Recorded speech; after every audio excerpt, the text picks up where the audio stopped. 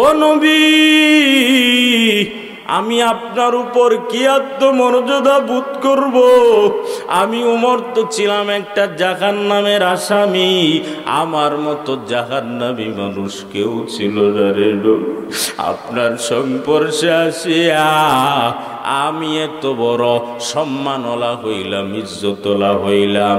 তারপরে উমরের কান্নার আওয়াজ, আবু বকরের কান্নার আওয়াজ, আলী উসমানের কান্নার আওয়াজ, দিন রাইতে 24টা ঘন্টা এত গুনাহ এত নেক আমল করার পরেও কান্নার কান্না দেখিয়া নবী জিবরাইল আমিনকে বললেন, ও জিবরাইল, আমার মন চাইতেছে অট্টালিকাটায় ঢোকার জন্য।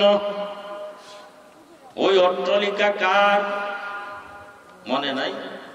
হযরত উমরের জন্যই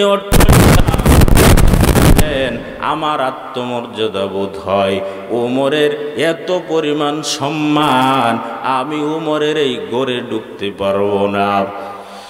উমর সাথে সাথে জবাব দেয়, আওয়া আলাইকা আগারু ইয়া রাসূলুল্লাহ, ও নবী,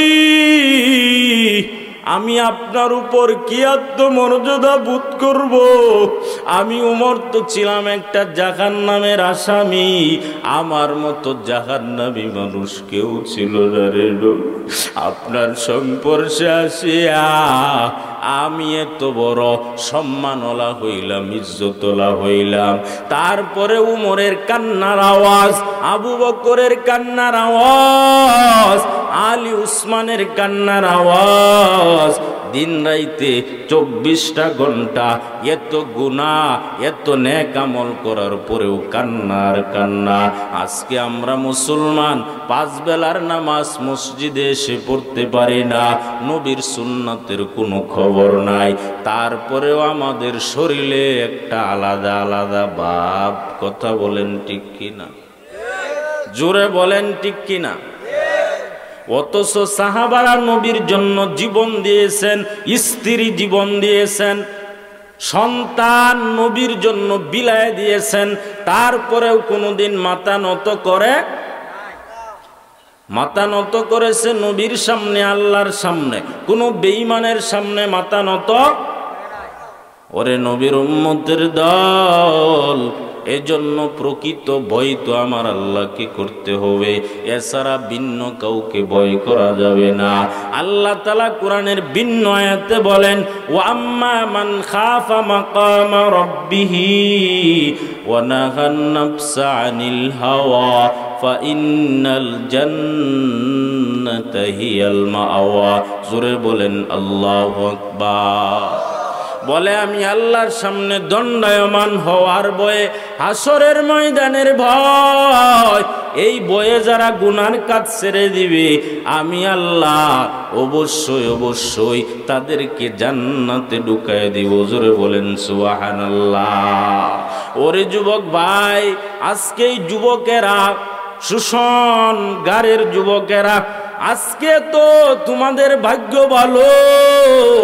এই যুবকেরা যদি ইচ্ছা করত, এখানে ওয়াজের মাহফিল বা প্যান্ডেল করব না, কোরআন হাদিসের মাহফিলের দরকার নাই, সুন্দরী একটা মেয়ে এনে সুন্দর করে স্টেজ বানাইয়া এখানে গানের মঞ্চ করব, কেউ তাদেরকে বাধা দিত? কথা বলেন, কেউ বাধা দিত না রে ভাই। আজকে এই যুবকরা এত সম্মানী যুবক, যে ত্যাগ তারা এই প্রথমে দিয়েছে, যে দিনের পর দিন কষ্ট করেছে, একটা মাহফিল করতে যে কত কষ্ট যারা করছে তারা বোঝে। এই যে কষ্ট ত্যাগ দুনিয়ার কাউকে দেখানোর জন্য না। একটা যুবক বলতেছে, হুজুর প্রবাসী ভাইরা আমাদেরকে অনেক সাহায্য করেছে। আজকে যে আলেম উলামারা এখানে বসবে, যারা শ্রোতা বয়ান শুনতেছেন, এইগুলা যদি প্রবাসীদের উদ্যোগে হয়, এলাকাবাসীর সহযোগিতা হয় রে বাবা, যে বাজারা সহযোগিতা করেছে আমার আল্লাহ তো জানে, এর উসিলা আমার আল্লাহ প্রত্যেকের মা বাবার কবরকে জান্নাতের বাগিচা বানিয়ে দিবে। এবং প্রবাসী ভাইদের জন্য দোয়া, প্রবাসী ভাইদেরা যেন বিভিন্ন মুসিবত থেকে আল্লাহ তাআলা হেফাজত করেন এবং প্রবাস থেকে এসে যেন তারাও আরো একটা জমজমাট মাহফিল করতে পারে। কথা বলেন ঠিক কিনা? যুবকদেরকে আমার নবী আলাইহিস সালাম একটা ঘোষণা দিচ্ছেন। কি ঘোষণা? আল্লাহ 7 শ্রেণীর মানুষকে আরশের ছায়ার নিচে স্থান দিবেন। কয় শ্রেণী? তার ভিতরে 1 নাম্বার হলো যুবক। 1 নাম্বার কে? ওই যুবক যে এলাকার ভিতরে গানের আড্ডা হয়, নাচের আড্ডা হয়, যুবকেরা বাধা দেয়।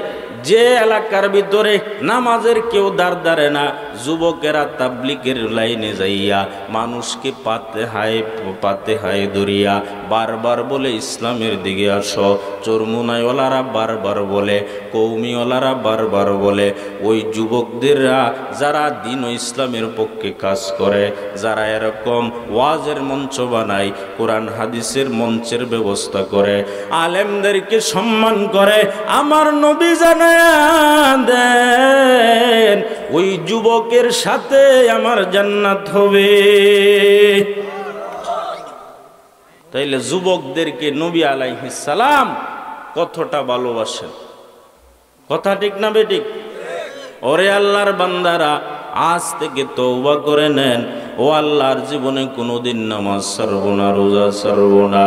মুনাফিকি যদি না থাকে, তওবার যদি খাঁটি নিয়ত হয়, 2 হাত আমার আল্লাহকে দেখায় দেন। আয় আল্লাহ আমাদের কবুল করো। আল্লাহ কত যুবক এই মাহফিলের জন্য শ্রম দিয়েছে, গাম দিয়েছে, সকলকে কবুল করো। আল্লাহ আলেমদেরকে ভালোবাসনে ওয়ালা যুবক হিসেবে কবুল করো, দ্বীনের জন্য কবুল করো। আল্লাহ এলাকার মা বোনদের ইজ্জতের হেফাজত করো। আল্লাহ আমাদের সকলকে 5 বেলার নামাজি বানায় দেন। আয় আল্লাহ মা বাবা শ্বশুর শাশুড়ির সাথে বেয়াদবি থেকে হেফাজত করেন। আল্লাহ এখানে যারা হাত তুলেছেন প্রত্যেককে আপনার নবীর সাথে হাসর নাসরওয়ালা বানায় দেন। আমিন।